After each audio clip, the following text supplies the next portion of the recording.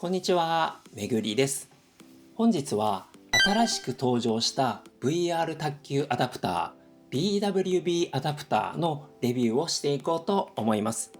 リアル卓球では私はペンホルダーを使っているのですが、ペンホルダーを使う私にとって嬉しい進化がとてもたくさん詰まっていたので、実際に使ってみた感想も交えながら詳しくご紹介していこうと思います。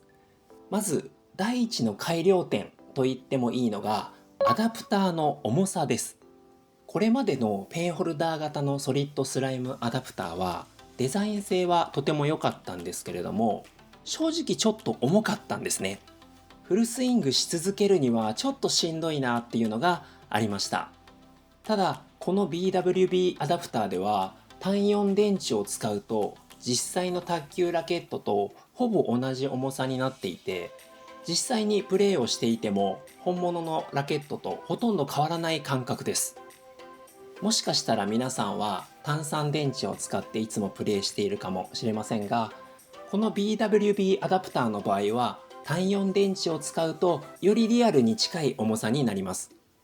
というのも人によっては普通の電池よりも重い充電式の電池を使う方がいるかなというふうに思うんですけれども、こちらのバック面に卓球ラバーが貼り付いているものだとちょっと重く感じます。ただ単4電池を使うとだいぶ軽くなりますし、とても軽快にスイングすることができます。単3電池から単4電池に変換できる電池変換スペーサーというパーツも付属しているので、重量が気になる方はぜひ試してみてください。これを使えばだいぶ軽量化が可能になるので、重いラケットが苦手な方には特におすすめです。次に大きなポイントは重心が先端寄りになったことです。今までのペンアダプターはコントローラーに内蔵されている赤外線を正確に感知するためにアダプターにコントローラーをつける位置がグリップ側にあって、重心がグリップ寄りになっていました。その点この BWB アダプターはラケットの先端側にしっかり重心が来ていて、これがめちゃくちゃ操作しやすくてリアルな重心位置になっているなと思いました。ペンホルダーの選手は手首の返しや指先の感覚というものがとても大切だと思いますので、重心の位置がプレーに与える影響はとても大きいです。この点もよりリアルな感覚に近づいているなと感じました。また後ろの指を伸ばすスペースがちゃんと確保されているのも嬉しいですね。私のように中指を伸ばして握るプレイヤーにとってはこのスペースは本当にありがたいです。そしてグリップについても中国式と日本式のグリップがあります。日本式のグリップは少し重くなるのですが、作りがしっかりしているのでとても使いやすかったです。ご自身がお使いのグリップをお選びいただければと思います。そして BWB アダプターは卓球ラバーが貼り付いているタイプと卓球ラバーがないタイプがあります。手触りを大切にしたい方はラバーが貼り付いているタイプでいいと思いますし、より軽量化を望んでいる方はラバーが貼っていないタイプを選ぶと良いと思います。卓球ラバーじゃなくてもホームセンターで売っているような滑り止めのゴムを貼っても良いかと思います。これでもしっかりグリップしますし、軽さもキープできます。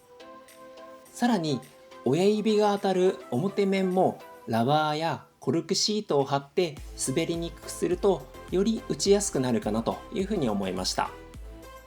自分好みにカスタマイズしていくのもとても楽しいですね。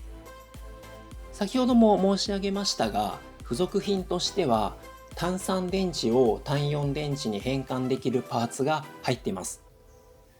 これを使えばだいぶ軽量化をすることができます。またラバーをきれいに切るためのプレートが入っています。ご自身の好きなラバーを貼る際は付属のプレートを使ってカッターでカットするときれいに仕上がるかなと思います。こちらは実際のプレイ動画ですが、このように裏面打法も通常のショートもトラッキングはそのままでプレイすることができます。YG サーブもバックサーブもとても出しやすくなっています。本当にこれで練習をすればリアルの卓球も確実に上達すると私は確信をしています。最後にまとめとして BWB アダプターは実際の卓球ラケットのような重量、そして理想的な重心バランス、これらを実現しながら高精度なトラッキング性能を持ち合わせているなと感じました。ペンホルダー選手にとっては理想に近い設計になっているのかなと思います。ペンホルダー選手でより本格的に VR 卓球を楽しみたい方はぜひおすすめしたい一本です。最後にこの BWB アダプターは 11VR 以外の VR 卓球ゲームでも使えるようになっています。これらのゲームでもお使いいただけますのでぜひご利用ください。このチャンネルでは 11VR や VR 卓球の魅力をたっぷり発信していきます。チャンネル登録と高評価よろしくお願いいたします。ご視聴ありがとうございました。